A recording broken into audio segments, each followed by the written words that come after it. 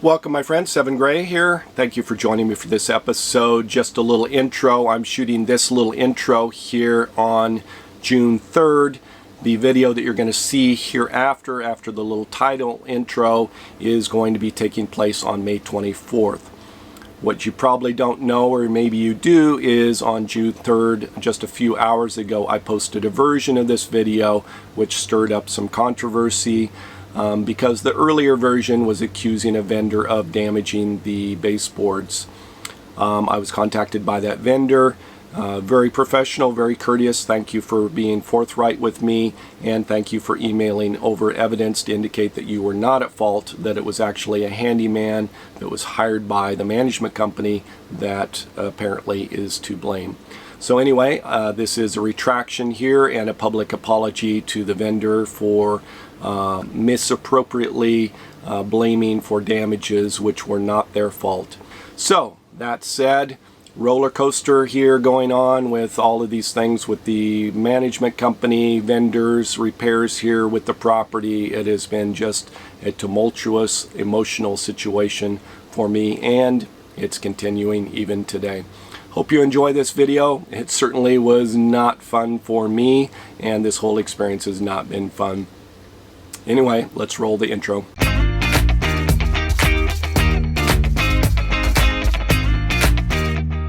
Welcome my friends, Seven Gray here. Thank you for joining me for yet another episode here in my rental property down in Lakeland, Florida. I've been down here for a couple weeks now and not doing really a great job of documenting all the videos and everything that's going on because I've been busy. But today I want to get you sort of up to speed, give you an update of what's going on. Right now it's just me today, and you can hear here in the background power tools. My friend Dale, one of my subscribers to the channel, lives here in Lakeland. He's helping me out today, doing a little bit of more yard work in the backyard, and he's trimming a tree back there which John started on but wasn't able to finish. Here you can see the tree project with Dale out there working away. So reducing that down to almost nothing. The painting inside the house is done. All the walls are painted. I have this nice tan sandstone. It is just looking really nice, especially with all the trim. Here you can see this bright white trim looks really good with the semi-gloss and the sandstone next to it. I think this is looking very, very nice. One of the things yet to do is to figure out window treatments. Back here you can see this window has no blinds in it, no curtains. I had mini blinds in here originally, brand new mini blinds when I bought the house in 2014, installed it. They're all completely missing and gone now. And I believe that the tenants removed them, threw them away, something, I don't know, but they're completely missing. So I've got to replace those. So I'm going to be investigating today switching to curtain rods, and I think maybe that's a better, more durable solution for the long term. I'm going to go ahead and leave the brackets for mini blinds just in case the new tenants want to put a mini blind in there. They can just drop it into that slot and easily have it there, and then if they want to just take the mini blind with them, they can just easily remove it. So I'm going to leave both options. Dale has been working on the bottom of the closets. These were all torn up from animals and just wear and tear.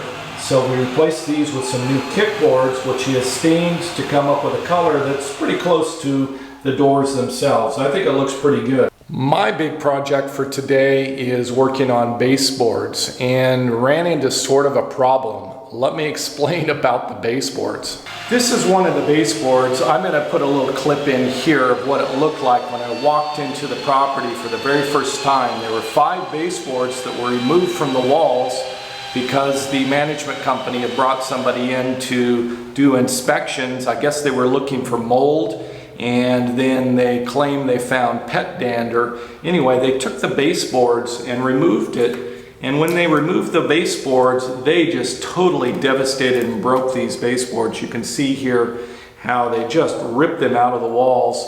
And these were nailed in with traditional like penny nails instead of using the new like air brad nails.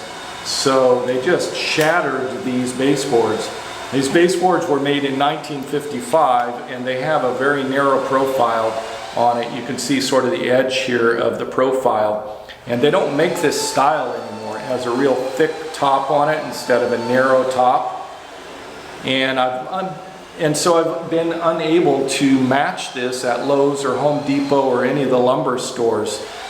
There is a style that is a little bit similar in having the 3 planes on it like this, but it's much more tapered and it has dips and grooves on it. This is the closest one I could find to this particular style, but you can see the difference in the edge. The top edge of the new one is really, really narrow and versus the old one. And then the points of transition are slightly different in this one having curves to it. So you can get an idea of the difference. I'm not sure what to do with this because these were removed in a really destructive way. It was not necessary to destroy these baseboards by pulling them out. They could have easily used a small pry bar and pulled these away from the wall to do their inspection. These are the nails that were used to hold the baseboards in place. So these are, I don't know, I think they call these penny nails. And you can see it's a little bit mangled here as it came out. So this went through the baseboard and into the wall board behind. So these are fairly robust, much thicker than what you'll see with, say, a brad nail that are used in modern baseboards. So I just want to show how you can remove one of these baseboards without doing damage. So I just do not understand why they would just rip these things out, and they must have just gone in with a pry bar or something like that and ripped them out without trying to carefully pull them away from the wall. So I think with just a slight amount of effort, they could have avoided damaging all of these baseboards. So I'm rather upset at the handyman or the management company that actually damaged my baseboards. So down here is a baseboard. This is really grody. This has not been cleaned. I have a house cleaner coming today that's going to be cleaning back here. I'm going to pull this off here so you can see how easy it is to pull off. I'm using this thing called a cat's paw. And I discovered this when I bought my step van. It's a really awesome little tool. I'll put a link to it down below. But you can just use this very, very sharp edge on it in order to get right underneath the edge of the baseboard and be able to pull it away from the wall. And then if you're careful to get this little notch around the nails, it'll come right off. So you can just wedge this up in here and start cranking and pulling this away slowly across here, and it'll just pop right off. And then you've got to get down close to where the nails are to be able to pull it the rest of the way.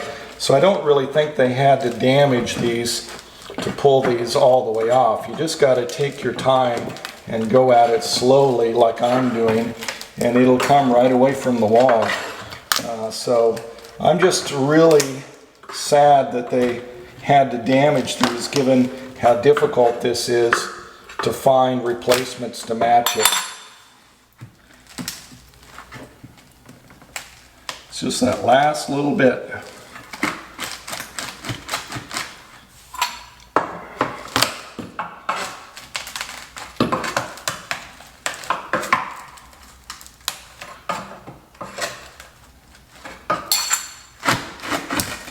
And there you go.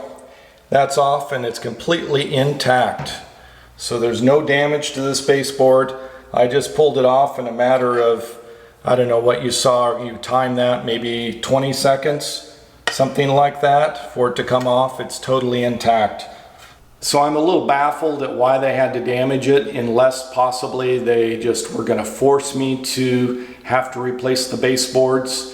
I don't understand it. I'm going to ask for the management company to reimburse me for all of the baseboards that need to be replaced now. I don't feel like it's right for me to be out of pocket for things that were done by their company.